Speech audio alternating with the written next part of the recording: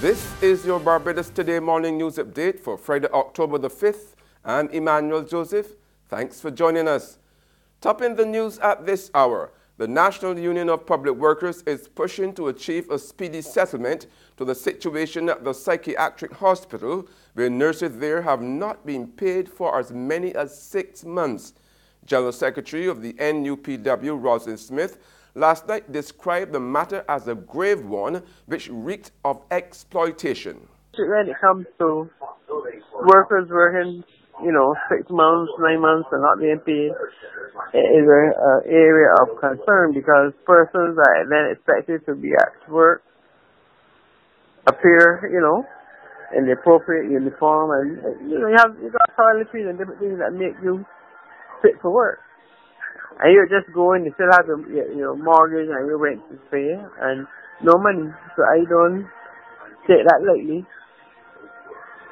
That's the exploitation. I don't believe in that. The island's largest credit union is coming under intense scrutiny from a group of so-called concerned members, asking for an urgent special general meeting to get answers from the board to what they consider some troubling issues.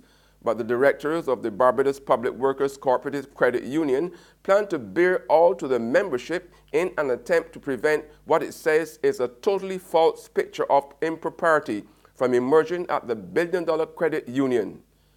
Marsha Hines Lane, spokesperson for the group, had charged that the board appeared to be dragging its feet on having the meeting to deal with their concerns.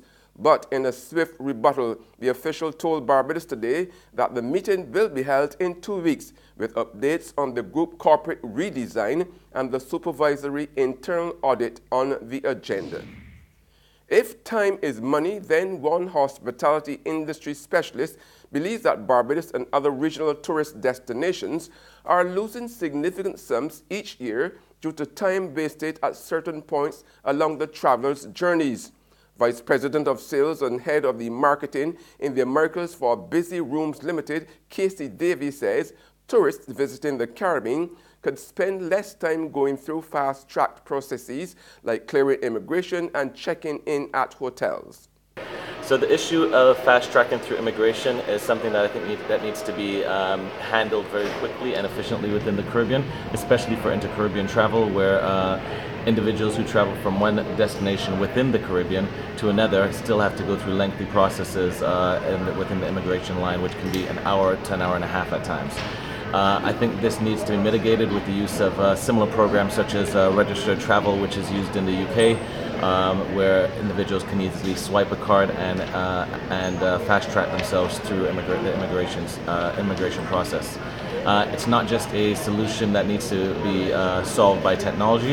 It requires the interaction, communication, and collaboration with governments, and it can only start there. The technology will only come in to assist or enhance that. The Barbados Youth Development Council has some words of wisdom for the 18-year-old Mahindra Thomas, who was arrested and charged in connection with a shooting incident in New Orleans, the city, on September the 24th. President Roshana Trim has told the Deacon's St. Michael resident that everyone makes mistakes and that he can turn around his life. At the moment, a lot of youth organizations are currently safe spaces, but not standard safe spaces, so you can't contact them at any point in time. But what you need is something consistent, whether that be a 24-hour safe space where there are even beds allowed, so that if young people leave home and they need somewhere to stay, that they can come there and get the help that they need and get their families the help that they need. There's regional and international news after this short break.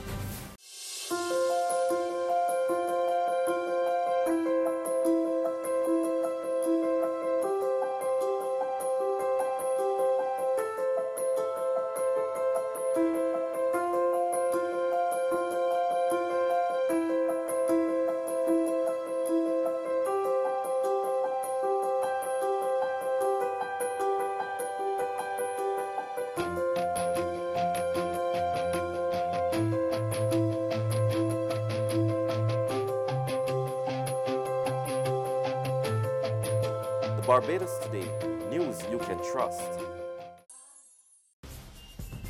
We're back with news from the region now. Liat is bouncing back a year after suffering a 30% fall off in flights when the region was hit by extreme weather events.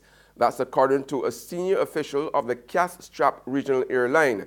Legal counsel for the Antigua-based carrier, Diane Sherlin, told the Caribbean Tourism Organization State of the Industry Conference 2018 in the Bahamas that the airline had witnessed a turnaround in the number of flights and revenue. In more regional news now, 4 people are now in custody in Jamaica following the discovery of a large cache of guns and ammunition at the Kingston Wharf. More in this TVJ News report.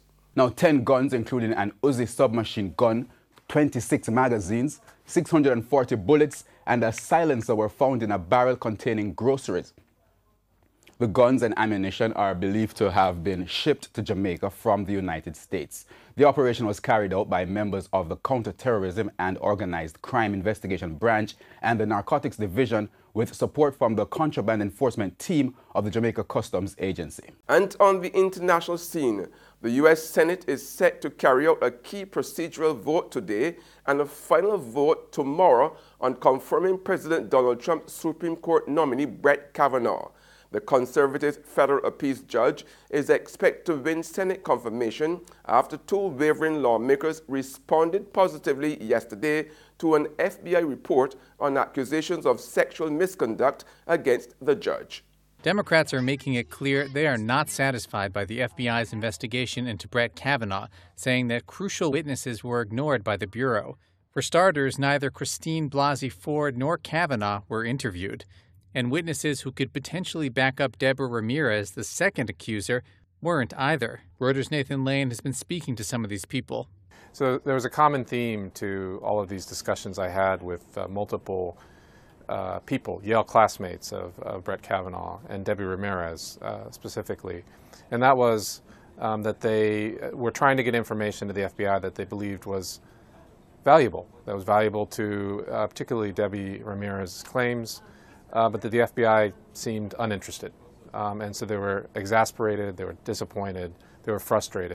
And that's news, but for the very latest, visit our website at www.barbadostoday.bb. You can also subscribe to our e-paper, email updates, or like us on Facebook, and sign up for breaking news alerts via WhatsApp. We are also on Izumi Media in bus terminals, as well as screenplay at supermarkets and gas stations near you. Now you can also hear us on Mix 96.9 FM. I'm Emmanuel Joseph. Have a fantastic day.